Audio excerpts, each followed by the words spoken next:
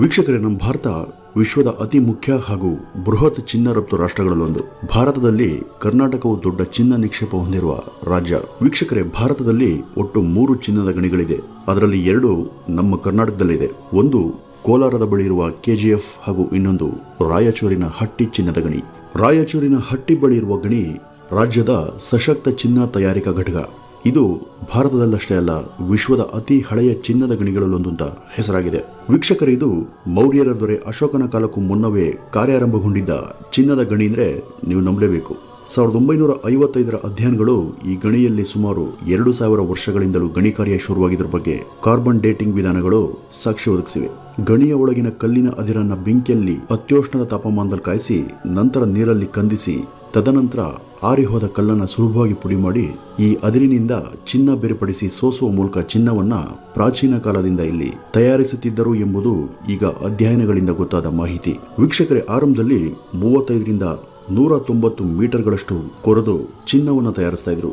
ಈಗ ಈ ಗಣಿಯ ಆಳ 2100 ಮೀಟರ್ಗಳಿಗೂ ಅಧಿಕ, ಅಂದ್ರೆ ಸುಮಾರು 2 ಕಿಲೋಮೀಟರ್. ವೀಕ್ಷಕರೇ, ರಾಯಚೂರಿನ ಹಟ್ಟಿ ಗಣಿ ಸಾವಿರಾರು ವರ್ಷಗಳಿಂದ ಕಾರ್ಯನಿರತವಾಗಿರುವ ಭಾರತ ಹಾಗೂ ವಿಶ್ವದ ಅತಿ ಹಳೆಯ ಗಣಿ. ಇದು ಸ್ವತಂತ್ರ ಪೂರ್ವದಲ್ಲಿ ಹೈದರಾಬಾದಿನ ನಿಜಾಮ ಪ್ರಾಂತ್ಯಕ್ಕೆ ಸೇರಿದ್ದ ಗಣಿಯಾಗಿತ್ತು.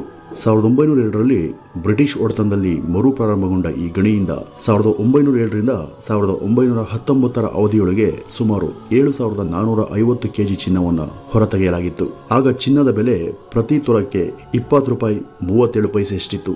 ಇದು ಈ ಗಣಿಯ ಸಾರ್ವಕಾಲಿಕ ದಾಖಲೆ. 1920ರಲ್ಲೊಮ್ಮೆ ಗಣಿ ನಡೆಸಲು ಹಣದ ಅಭಾವ ಇದ್ದುದರಿಂದ ಕೆಲ ಕಾಲ ಈ ಗಣಿ ಕಾರ್ಯವನ್ನು ನಿಲ್ಲಿಸಲಾಗಿತ್ತು. ಇದರ ಮುಖ್ಯ ಗಣಿಯ ದ್ವಾರದ ಆಳ ಅವತ್ತಿಗೆ ಸುಮಾರು 1100 ಮೀಟರ್. ಇಲ್ಲಿ ಪ್ರತಿ ಟನ್ನಿನ ಕಲ್ಲಿನ ಅದರಲ್ಲಿ ಅಂದಾಜು 19 ಗ್ರಾಂಗಳಷ್ಟು ಚಿನ್ನವನ್ನು ಬೇರ್ಪಡಿಸಲಾಗ್ತಿತ್ತು. 1947ರಲ್ಲಿ ಸ್ವತಂತ್ರ ಸಿಕ್ಕ ಮೇಲೆ ಈ ಗಣಿ ಹೈದರಾಬಾದ್ ಪ್ರಾಂತ್ಯದ ಸರ್ಕಾರದ ಅಧೀನಕ್ಕೆ ಒಳಪಟ್ಟಿತ್ತು. ಕೇಂದ್ರ ಸರ್ಕಾರ ರಚನೆಯಾಗದಿದ್ರೂ ಸಹ ಆಗ ಭಾರತದ ಅನೇಕ ಪ್ರಾಂತ್ಯಗಳಿನ್ನೂ ಸರ್ಕಾರಕ್ಕೆ ಒಳಪಡದ ಹಿನ್ನೆಲೆ ಈ ಗಣಿಯ ಬಹುಪಾಲಿನ ಹೂಡಿಕೆ ಹೈದರಾಬಾದ್ ಸರ್ಕಾರದಾಗಿತ್ತು. 1956ರಲ್ಲಿ ಕರ್ನಾಟಕ ಏಕೀಕರಣಗೊಂಡ ಬಳಿಕ ಈ ಗಣಿ ಅಂದಿನ ಮೈಸೂರು ಅಂದರೆ ಈಗಿನ ಕರ್ನಾಟಕ ರಾಜ್ಯಕ್ಕೆ ಅಧಿಕೃತವಾಗಿ ಸೇರ್ಪಡೆಯಾಯಿತು.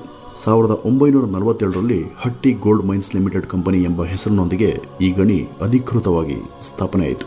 ಈ ಮೊದಲೇ ಹೇಳಿದಂತೆ ಪುರಾತನ ಕಾಲದಲ್ಲಿ ಇಲ್ಲಿ ದೊರೆಯುವ ಕಲ್ಲಿನ ಅದಿರುಗಳನ್ನ ಅತ್ಯಧಿಕ ತಾಪಮಾನದಲ್ಲಿ ಕಾಯಿಸಿ ಅಥವಾ ಬೆಂಕಿಯಿಂದ ಬಿಸಿ ಮಾಡಿ ತಾಪಗೊಂಡ ಕಲ್ಲಿನ ಅದರನ್ನ ತಕ್ಷಣ ನೀರಲ್ಲಿ ತೋಯಿಸಿ ತಣ್ಣಗೆ ಮಾಡಿ ಅದಿರನ್ನ ಒಡೆದು ಪುಡಿ ಮಾಡಿ ಆ ಪುಡಿಯನ್ನ ದ್ರಾವಕಗಳಲ್ಲಿ ನೆನೆಸಿ ಮೇಕೆ ಚರ್ಮದ ಮೂಲಕ ಸೋಸಿ ಹದ ಮಾಡಿ ಚಿನ್ನವನ್ನು ಒಪ್ಪ ಮಾಡಿ ಬೇರ್ಪಡಿಸ್ತಾ ಇದ್ರು. ಈಗ ಈ ವಿಧಾನದ ಬಳಕೆ ನಿಂತಿದೆ. ಆಧುನಿಕ ವಿಧಾನದ ಮೂಲಕ ಚಿನ್ನವನ್ನು ಸೋಸಲಾಗುತ್ತದೆ.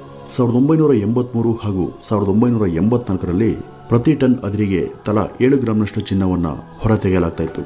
ಈ ಸಮಯದಲ್ಲಿ ಒಟ್ಟು 37 ಲಕ್ಷ ಟನ್ನಿನ ಅದಿರಿನಿಂದ ಸುಮಾರು 25,000 ಕೆಜಿಯಷ್ಟು ಚಿನ್ನವನ್ನು ಸಂಸ್ಕರಿಸಿ ಹೊಸ ದಾಖಲೆ ಬರೆದಿತ್ತು ಹಟ್ಟಿ ಗಣಿಯ ಸಿಬ್ಬಂದಿ. 2011ರಲ್ಲೂ ಸಹ ಹಟ್ಟಿ ಗಣಿ ಅತಿ ಹೆಚ್ಚು ಚಿನ್ನವನ್ನು ಸಂಸ್ಕರಿಸಿತ್ತು. ಇವತ್ತು ಭಾರತದ 30% ಚಿನ್ನವನ್ನು ಹೊರತೆಗೆಯುವ ಸಾವಿರಾರು ವರ್ಷಗಳಿಂದ ಸವೆಯದೆ ಸಶಕ್ತ ಚಿನ್ನದ ನಿಕ್ಷೇಪವಾಗಿರುವ ಈ ಹಟ್ಟಿ ನಿಜಕ್ಕೂ ಕರ್ನಾಟಕದ ಗರಿಮೆ.